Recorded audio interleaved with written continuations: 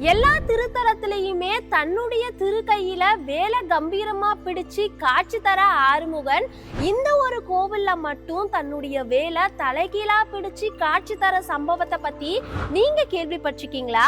இந்த கோவில் கேரளால தான் இருக்கு.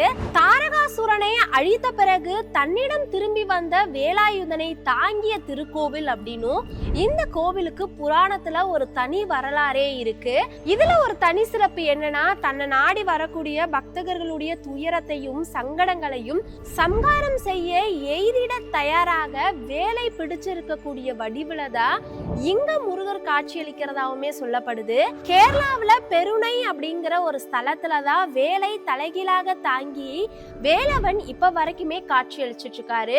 முக்கியமா இவரை தரிசிச்சோம் அப்படின்னா நம்மளோட வாழ்க்கையில இருக்கக்கூடிய தடைகள் அனைத்துமே விலகும் அப்படின்னும் வெற்றி உறுதி அப்படின்னுமே சொல்லப்படுது.